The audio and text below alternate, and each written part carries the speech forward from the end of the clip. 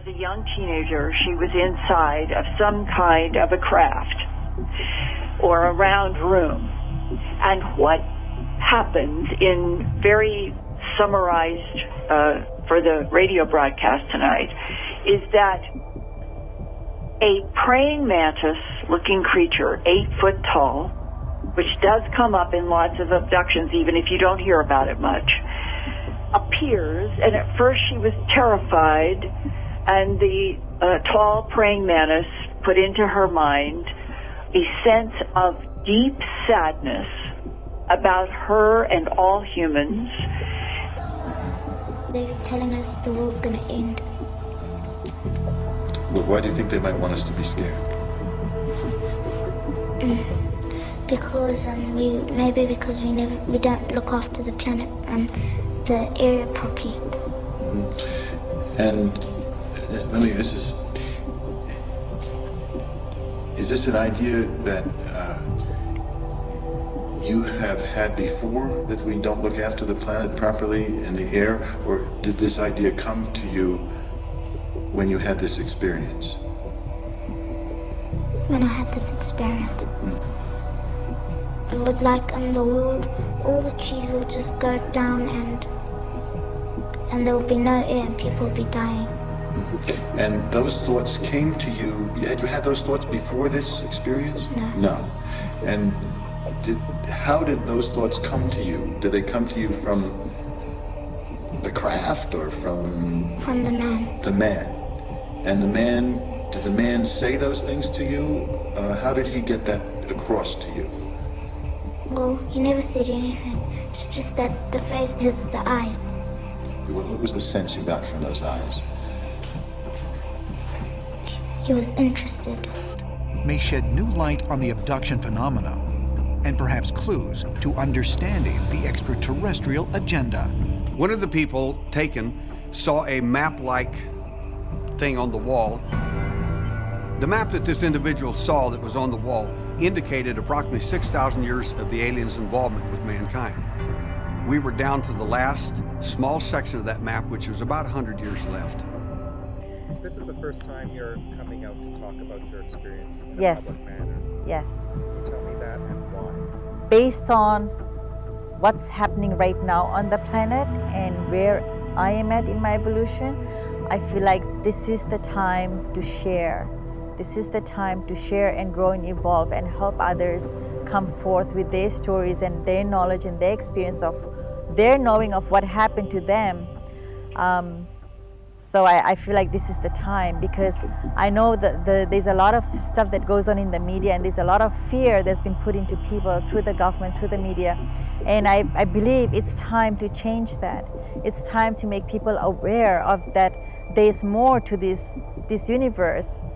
There's more out there beyond what we can see or the human mind can perceive. There's more things out there, and it's not fearful, it's not harmful. They're not here to hurt us. They are unconditional being of love and light, and they're here for us. They're helping us, they're supporting us. And there will be a time in humanity when this planet will be shared with those beings. So that is my message for today. You're welcome. The abduction phenomenon is clandestine. And the way it is clandestine is that the way the secrecy prevails is that first and foremost, the abductees are not allowed to remember what happened to them, obviously. And so when they do remember, it's not a full memory. It's in bits and pieces of memories. It's got dream material in it. It has material of maybe perhaps some popular culture in it, and it's severely truncated usually, and sometimes people say things that literally never happened, using hypnosis to find out what did happen, and in fact nothing happened that they said. They were abducted. But all abductions, all of them that I have looked at, are physical. People are physically missing from their normal environments. They might be missing for 2 or 3 hours, where where people search for them and call them, and they're not there, and there's an emergency call that they missed, and this and that, and parents have searched for their children, and children have searched for their parents. This is common.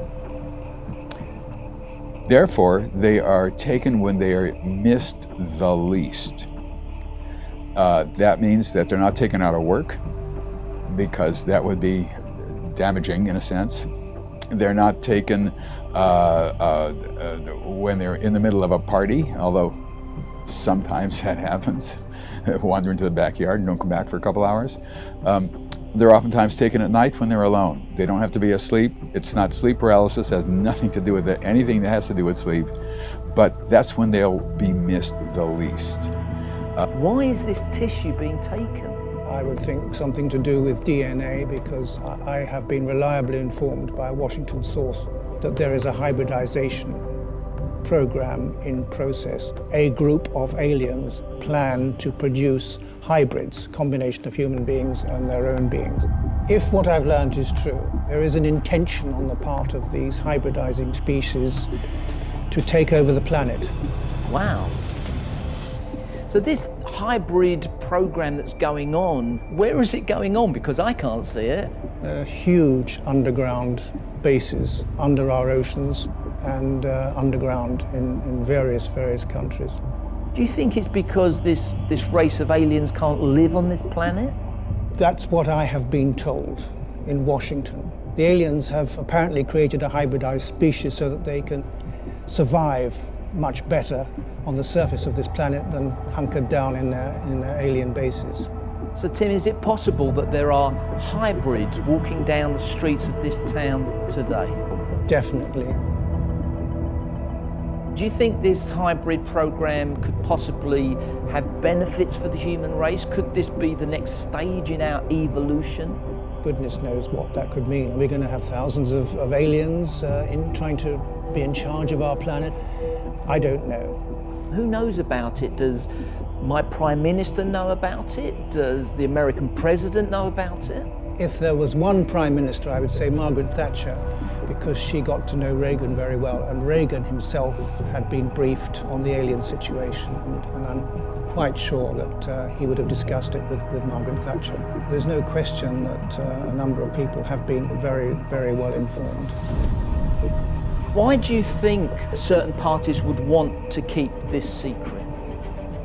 Because it's too shocking. What's shocking about it? What, the fact that there's a race of beings trying to take over this planet? I think a lot of people would find that quite disturbing.